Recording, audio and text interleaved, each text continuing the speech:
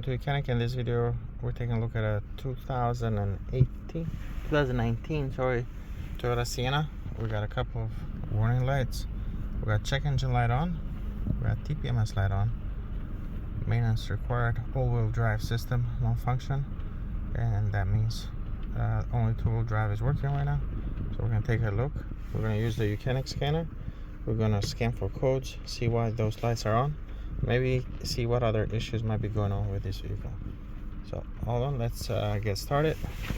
So the first thing we do is right down here, we plug in the OBD-II adapter. It's the dark there to see, but it's right there. That's where your OBD-II port is, and we are going to use the scanner to scan it. Let's get started. So what we've done here, we have selected the vehicle, and then we do a quick scan.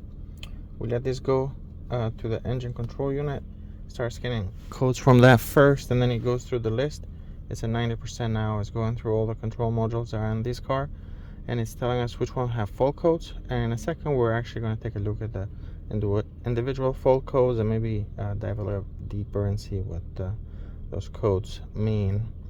So let's allow this to finish. You can see now it's finished. We have all these control units on the left here: engine, transmission, ABS, all-wheel drive, TPMS, you name it, whatever is on this AC control unit, immobilizer, airbag, everything pre-collision, and everything that's on this car. It has a control module. It's in here.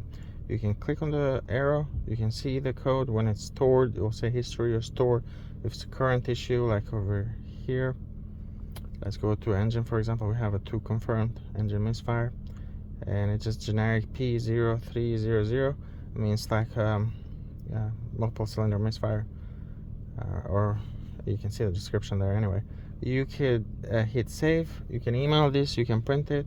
I like to hit report and scroll to the bottom, because if you have a lot of fault codes, you can see them in a list here and try to, for troubleshooting purposes. You could hit erase. It'll go through all these control modules. Whatever you can erase, it will erase.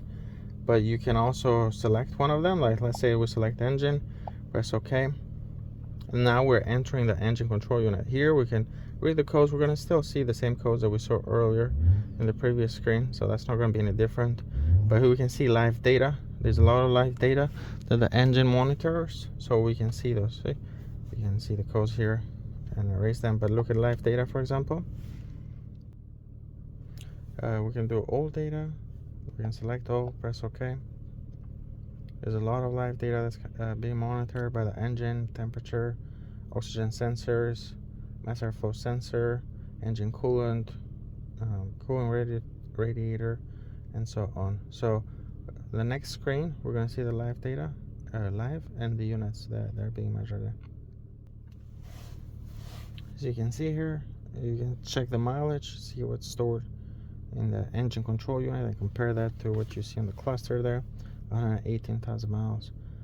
Speed 0, we're not moving. Our engine RPMs 700 right now. If I press the accelerator gas pedal, you can see that go up, and the load change as well. You could also record this down here at the bottom, and then if you were to take a test drive, and then you can come back on the device and play it. When you go back in the garage, you can replay all the live data that you are recording as you drive. So that can be good for troubleshooting, especially you don't have somebody to drive while you monitor on the tablet. So that can be very handy. But there's a lot of live data. We're only going like 10% in here. Everything that's monitored by the engine that's going on. Now, if you want it specific, like for the transmission live data, you would have to go to transmission control unit and look at live data there, because it's going to look different. Transmission monitors different things than what the engine monitors. But engine fuel, short trim, long trim, fuel pressure, timing, knock values, idle, VVT, variable timing, correction in degrees. There's just a lot of data in here, so I'm kind of only halfway through here, so I'm gonna go through a little bit quick. A lot of times people are looking for specific like live data I want to check, so you might have to slow down this video and take a look at some of these and see if the data that you're looking for, it's in here. Now, the other thing to keep in mind is that sometimes, let's say this is a 2019 Toyota Sienna, a 2010 Toyota Sienna, or a 2010 Toyota Camry might have different monitoring, different sensors, different control units. So the data is not going to look exactly like this. It's just going to look whatever that car monitors. That's where you'll be able to see. Keep that in mind. And you connect this to a Honda. Their values look different. Their live data looks different, and so on. So it's not going to look identical in every single car.